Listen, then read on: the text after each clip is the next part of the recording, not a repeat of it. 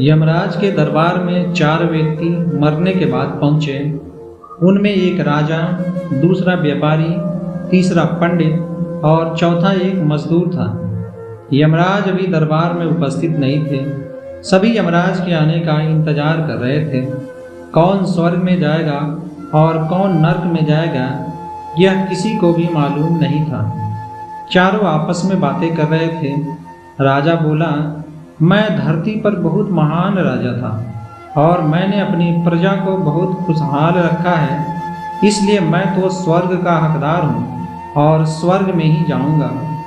उसके बाद व्यापारी बोला, मैंने धन दौलत से गरीबों की बहुत मदद की है, इसलिए मैं भी स्वर्ग का हकदार हूँ। फिर पंडित बोला, मैंने दिन रात भगवान की पूजा की है, सोते जागते मैं तो भगवान को ही याद करता था, इसलिए इसमें कोई शक नहीं है कि मैं स्वर्ग में ही जाऊंगा।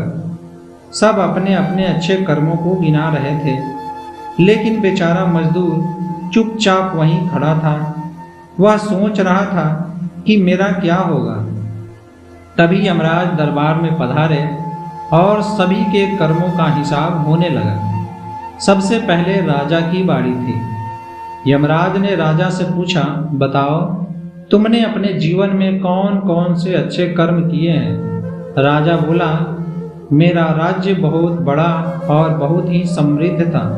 मेरी प्रजा बहुत खुशहाल थी, वे सभी बहुत आनंद से रहते थे। मैंने उन्हें किसी चीज की कमी नहीं होने दी। यही मेरे अच्छे कर्म हैं। यमराज ने अपनी पुस्तक से मिलान कर कहा, तुम सही कह रहे हो। तुमने अपनी प्रजा को बहुत सुखी रखा था, लेकिन तुमने अपना राज्य बढ़ाने के लिए कई युद्ध किए। उस युद्ध में सैकड़ों सैनिक और हजारों निर्दोष लोग मारे गए, जिसके कारण उनके परिवार के लोगों को बहुत दुख हुआ। उस दुख का कारण तुम थे, इसलिए तुम स्वर्ग में नहीं जा सकते। अब व्यापारी की बारी आई। जब उससे पूछा गया तो वह बोला, मैंने सैकड़ों भूखे लोगों को खाना खिलाया, हजारों लोगों को कपड़े पहनाए, सैकड़ों बेघर लोगों को घर बनाकर दिया। यही मेरे अच्छे कर्म हैं। यमराज बोले, तुम सच बोल रहे हो। तुमने बहुत दान पुण्य किया है, लेकिन तुमने धन कमाने के लिए बहुत झूठ बोला है। अपने सामान में मिलावट की है, इसलिए तुम भी स्वर्ग में नहीं जा सकते हो। अब पंडित की बारी थी। वह बोला, मैंने हजारों यज्ञ और पूजा कराई है। मैं दिन रात भगवान को ही याद करता था, लोगों को ज्ञान देता था। यमराज बोले, तुम भी सच बोल रहे हो, लेकिन तुमने लोगों को ज्ञान दिया, मगर खुद उस पर कभी अमल नहीं किया। तुमने भगवान का जाप अपने स्वार्थ के लिए किया, इसलिए तुम भी स्वर्ग में नहीं जा सकते हो। अंत में यमराज ने मजदूर से पूछा, तुमने अपने जीवन में कौन कौन से अच्छे कर्म किए हैं। वह बोला, मैं जीवन में बहुत ही गरीब आदमी था। मेरे पास धन दौलत नहीं था, जिससे मैं किसी की मदद या दान पुण्य नहीं कर पाया। न ही जीवन में मेरे पास इतना ज्ञान था कि मैं ईश्वर की पूजा कर पाया, और न ही मेरे पास इतना समय था कि मैं ईश्वर को याद कर पाया।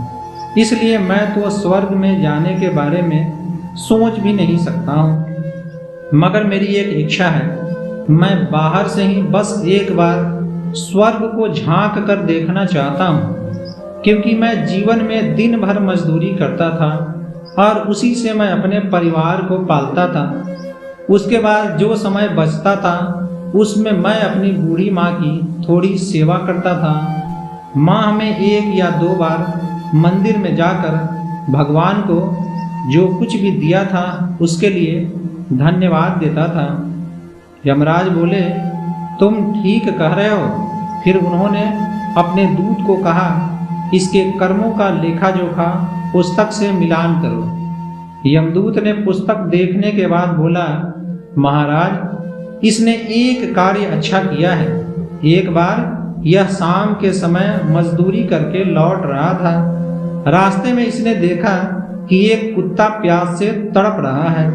वहां पास में एक संकरे गड्ढे में पानी था, मगर कुत्ते का मुंह उसमें नहीं जा रहा था और वह प्यास के कारण जमीन पर गिर गया। यह देखकर इस मजदूर को उस कुत्ते पर दया आ गई और इसने अपनी कमीज उतारी और उसे उस गड्ढे के पानी से भिगोकर कुत्ते के मुंह में पानी निचोड़ दिया, जिस कारण उस कुत्ते की जान बच गई। यह सुनने के बाद यमराज मुस्कुराते हुए बोले, अच्छे कर्म मोह माया और लालच के भाव से करने पर उसे अच्छे कर्म में नहीं गिना जाता है। निस्वार्थ भाव से किया गया एक छोटा सा अच्छा कार्य भी जीवन के सारे पाप को धो सकता है। उसके बाद उस मजदूर को सम्मान के साथ स्वर्ग में ले जाया गया। इस कहानी से हमें यह सीख मिलती है कि हमें जब भी मौका मिले निस्वार्थ भाव से और अच्छे मन से अच्छे कर्म करें। दोस्तों, आपका इस कहानी के बारे में क्या विचार है, हमें कमेंट बॉक्स में ज़रूर बताएं। अगर आपको ये कहानी पसंद आई है तो इसे लाइक करें और ऐसी ही और वीडियोज़ के लिए हमारे चैनल को सब्सक्राइब करें। मिलते हैं अगली वीडियो में, तब तक के लिए बहुत बहुत धन्यवाद।